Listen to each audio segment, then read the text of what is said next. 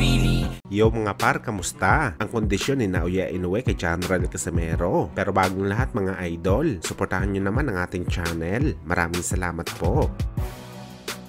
So mga par, sa parehong interview nga po ng Japanese monster Naoya Inoue, nang sinabi nito na mas interesting daw kalaban ang kapwa nito unified champion na si Marlon Tapales dahil sa magaling ito sa distansya at depensa sa laban. Bagamat sa naging tanong naman kay Inoue kung ano ba ang susunod na hakbang nito sakaling malampasan niya ang laban kay Tapales sa kanilang undisputed fight na posibleng gaganapin sa December, mananatili daw muna si Inoue mga idol sa super bantamweight at i-challenge sa mga top contenders sa kanyang dibisyon, kagaya na lang ni Luis Nery Udique ni General Casimero. Subalit may mga ilang kondisyon si Inoue mga idol sakaling sagupain nito si Casimero o di kaya si Nery. Ang ipatingin ang dugo o ipa-drug test kung talagang malinis ba talaga ang Pinoy o Meksikano, kung saan mga idol sa tono ng salita ni Inoue hanggang sa ngayon wala pa rin siya tiwala kay Casimero at Luis Nery bilang isang malinis na fighter sa boxing sports. At hindi naman natin masisisi si Inoue pagdating kay Luis Pantera Nery dahil kung matatandaan nyo mga idol, minsan na po nag-positive sa Fed sa Mexican superstar. Sa katunayan nito mga idol, nalaman pa na page user sa Pantera sa Japan mismo nang kinalaban nito dati ang kababayan ni Inoue na si Shinsuke Yamanaka, kung saan positibo ito sa B-sample ng drug test sa kanya ng voluntary anti-doping agency. Dahil dito mga idol, naban pa si Luis Nery sa Japan na kahit kailan hindi na siya makakalaban dito. Subalit pagdating naman sa side ng Casimero mga idol, na gusto talaga ipasuri ni Inoue ang Pinoy, hindi natin maintindihan mga idol kung saan galing ang impormasyon ni Inoue para pagdudahan si Casimero sa naging issue ba ni Casimero sa naging bakbakan nito dati kay Donaire na hindi natuloy ang laban dahil sa drug test ni Casimero, o di kaya napansin lang ni Inoue na masyadong malakas ang tubong ormok na hindi tugma kung pagbabasihan natin ang height nito bilang isang boxer. Well, hindi naman talaga natin masisisi si Inoue sa kanyang gusto mga idol. Baka talagang sinisiguro lang ni Inoue na malinis si Casimero, which is tama naman yun mga idol at dapat masunod talaga ito dahil sa ngayon si Inoue ang boss ng super bantamweight division.